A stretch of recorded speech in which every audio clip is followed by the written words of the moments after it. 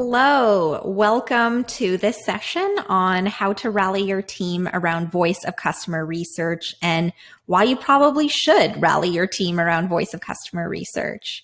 As you might already know, but it's totally okay if you don't, voice of customer research is a super powerful tool for any optimizer or experimenter. So in this session, I'm going to show you how to kind of move beyond that and get your whole team stoked about collecting user feedback and in turn, hopefully make it a lot easier to get them on board with your experimentation strategy. There's a good chance you're wondering who I am. That is totally fair. Here's a little bit of an introduction. I'm Tracy Laranjo. I'm the conversion optimization manager at Inkbox Tattoos and the former conversion manager at Willful Wills. I also am an interviewer for experimentnation.com and the Experiment Nation podcast. So I love voice of customer research. I use it as a research tool in any optimization program that I build or interact with. Why? You will see in just a moment. So in this session, we're going to cover a couple of things. First off, what is voice of customer research? Secondly, why voice of customer research is every team's business, not just customer support. And lastly, how to rally your team around voice of customer research. First off, what is voice of customer research? If you don't know, here is a totally plain definition on what it is. Voice of customer research is the process of gathering and understanding customer feedback so that customer responses directly improve the product and customer experience. So quite simply, it's listening to your users. There are many different sources of voice of customer research, and these are some of my personal favorites. First off are customer reviews. I mean the good, the bad, and the ugly. You want to see all of it. You can do that with Google reviews or Trustpilot reviews, just to name a few. Surveys are another great source of voice of customer insights. Ideally, you would collect survey feedback from converted users and non-converted users to see where they are stuck in their process.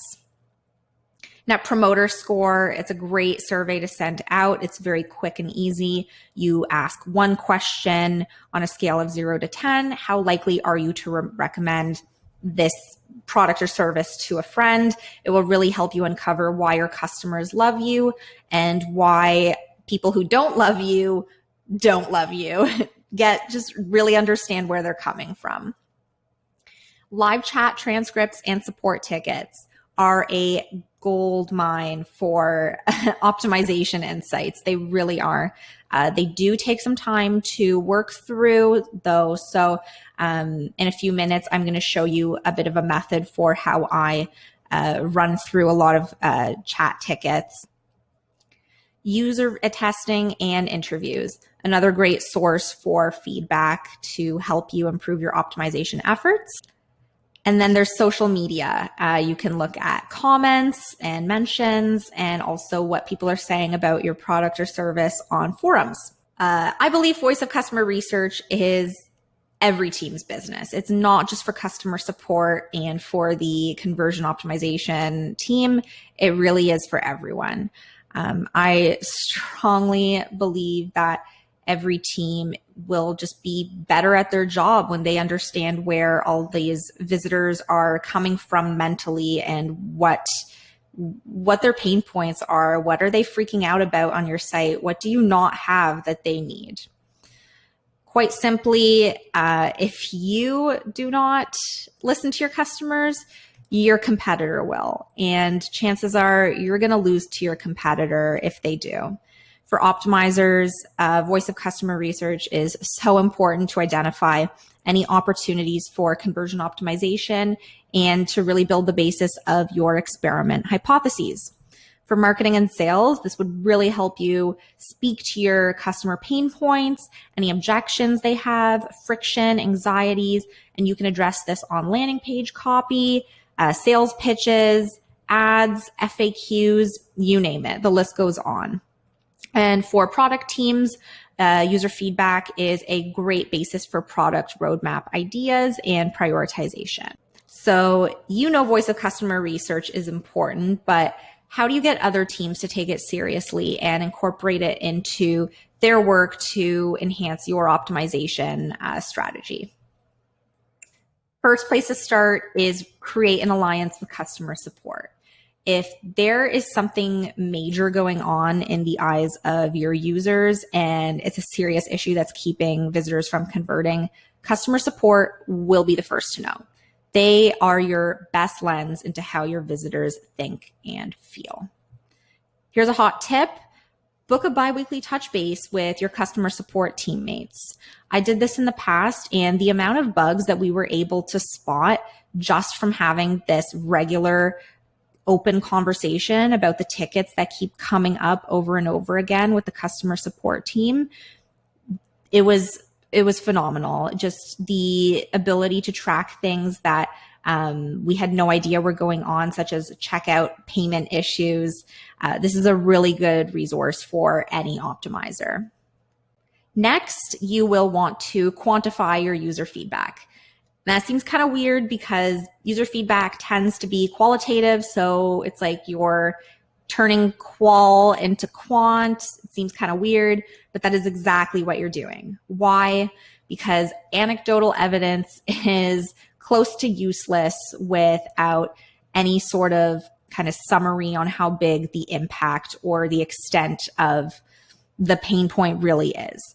It turns anecdotal evidence into hard data, and nobody can argue with that. It is not enough to go to your product team and say, oh, our visitors are saying that they want XYZ. You will run a high chance of them saying, okay, so what do you want us to do with this? Quantifying that feedback makes it so much easier for gaining buy-in. Other teams will have a much better understanding and support for identified opportunities if you can flag it to them with some sort of quantitative impact.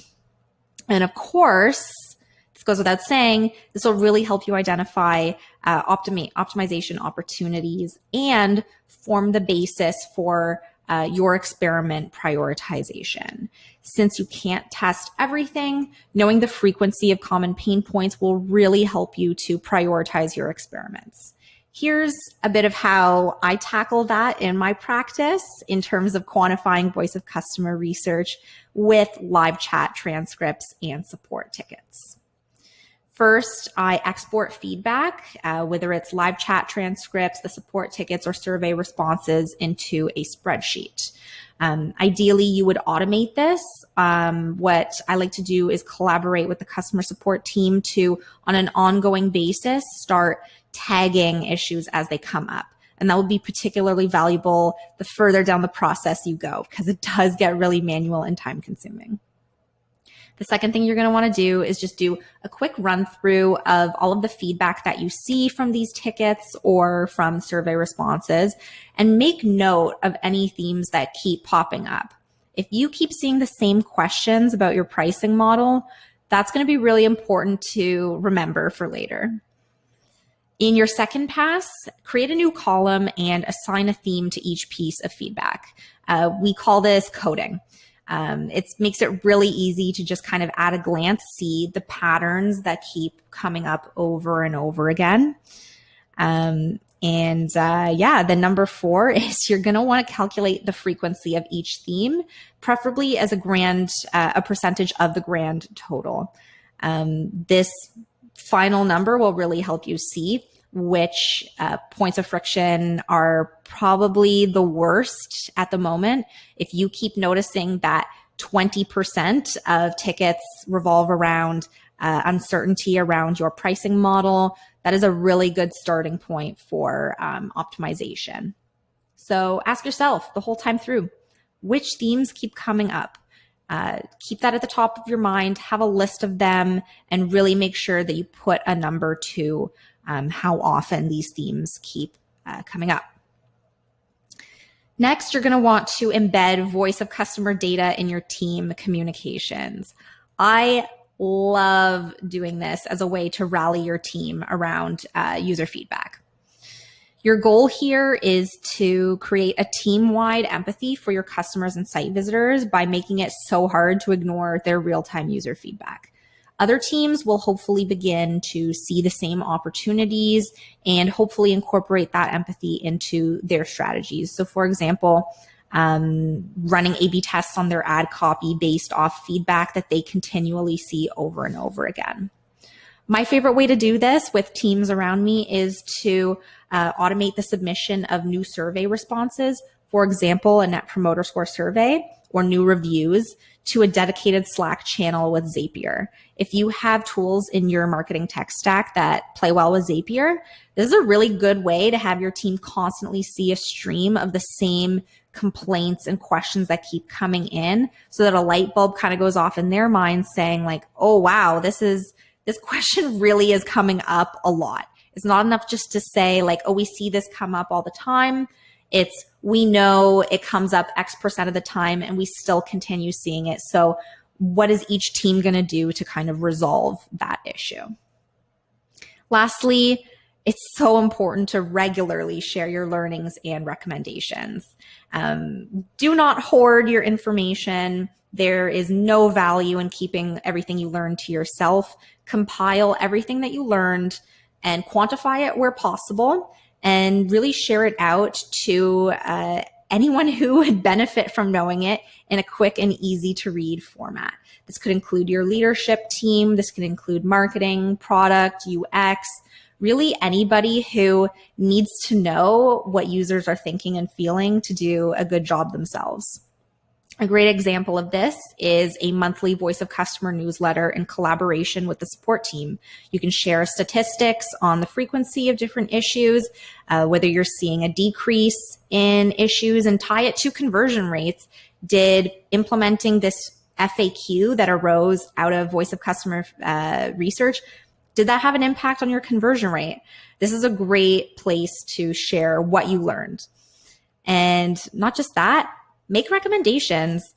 Don't be shy. You can really help other teams by making recommendations based off the data that you've collected and even sharing the hypotheses that you have for your experiments. The teams around you will gradually get into that experimentation spirit and view you as someone who can support them in their testing pursuit. So another hot tip, if you notice data from other data sources, such as heat maps or web analytics that corroborate something uncovered in your Voice of Customer research, so live chat transcripts, for example, don't be shy. Pair that data together and see if there's a narrative that pops up. Don't get too influenced by the narrative, but it is still really good to just maybe see different patterns that are going on at the same time from different data sources. Thank you so much for joining me on this session. I hope you learned a lot. If you'd like to get in touch with me, I would love to hear from you. You can catch me through my email, tracy.laranjo@gmail.com, or reach out to me on LinkedIn. You can reach me by searching up Tracy Laranjo. Thank you so much, and I hope you have a great day.